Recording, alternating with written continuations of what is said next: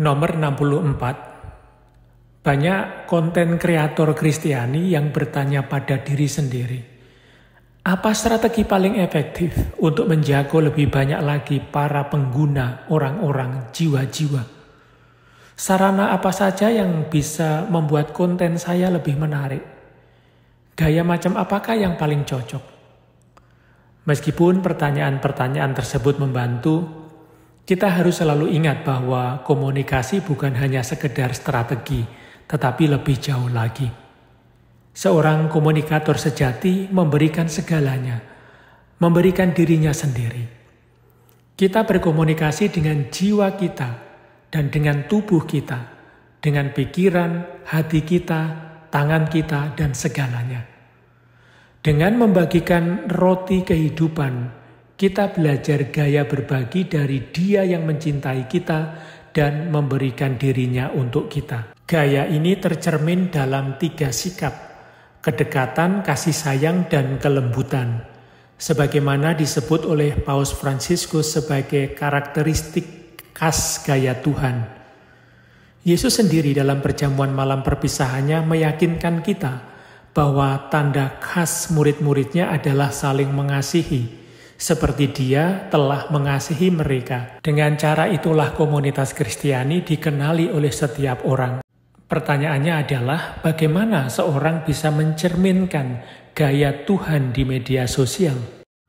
Nomor 65. Pertama-tama kita harus ingat bahwa apapun yang kita bagikan melalui postingan, komentar, dan like atau apa yang kita suka, dalam ucapan maupun tulisan, dalam bentuk gambar, video, atau animasi, harus selaras dengan gaya yang kita pelajari dari Kristus, yang mengirimkan pesannya tidak hanya dalam khotbah atau pengajaran, tetapi dalam seluruh cara hidupnya, mengungkapkan bahwa komunikasi pada tingkat yang paling mendalam adalah pemberian diri dalam kasih. Oleh karena itu, bagaimana kita mengatakan sama pentingnya dengan apa yang kita katakan. Semua kreativitas terletak pada bagaimana memastikan kesesuaian antara bagaimana dan apa yang kita katakan. Dengan kata lain, kita hanya bisa berkomunikasi dengan baik jika kita mencintai dengan baik.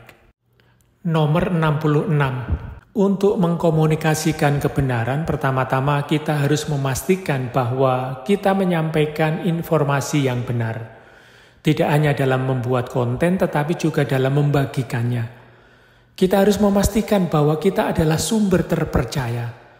Untuk mengkomunikasikan kebaikan, kita membutuhkan konten berkualitas. Pesan yang berorientasi pada membantu, bukan merugikan. Untuk mempromosikan tindakan positif, bukan membuang waktu untuk sebuah diskusi yang tidak berguna. Untuk mengkomunikasikan keindahan, kita perlu memastikan bahwa kita mengkomunikasikan pesan secara keseluruhan yang membutuhkan seni kontemplasi, seni yang memungkinkan kita untuk melihat realitas atau peristiwa yang terkait dengan banyak peristiwa dan realitas lainnya. Dalam konteks pasca kebenaran dan berita palsu atau hoax, Yesus Kristus jalan dan kebenaran dan kehidupan mewakili prinsip persekutuan kita dengan Tuhan dan satu sama lain. Seperti yang diungkapkan Paus Fransiskus dalam pesan Hari Komunikasi Sedunia tahun 2019.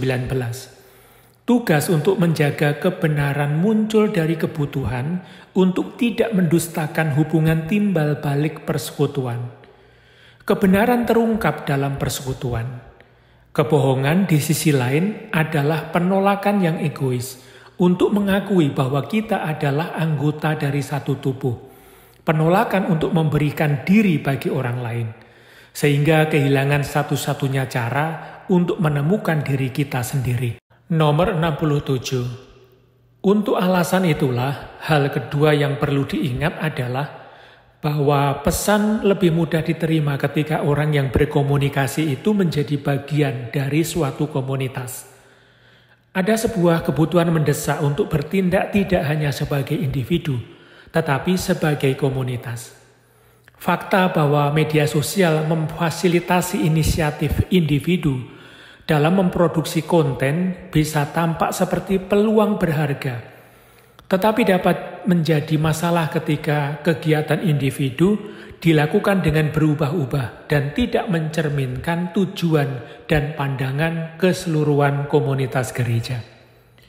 Mengesampingkan agenda kita sendiri dan penegasan kemampuan dan keterampilan kita sendiri untuk menemukan bahwa kita masing-masing dengan semua bakat dan kelemahan kita merupakan bagian dari sebuah kelompok adalah anugerah yang memberdayakan kita untuk berkolaborasi sebagai anggota satu sama lain.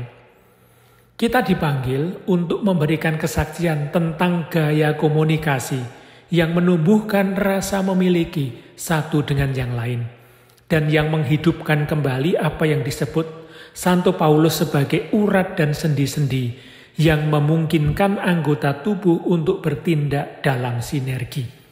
Nomor 68. Kreativitas kita dengan demikian hanya akan menjadi buah persekutuan jika bukan hanya pencapaian individu dengan kecerdasan dan kehebatannya, melainkan buah dari kehebatan persahabatannya.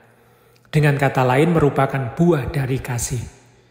Sebagai komunikator Kristiani, kita dipanggil untuk bersaksi tentang gaya komunikasi yang tidak hanya didasarkan pada individu, tetapi pada cara membangun dan memiliki komunitas. Cara terbaik untuk menyampaikan konten adalah dengan menyatukan suara mereka yang menyukai konten itu.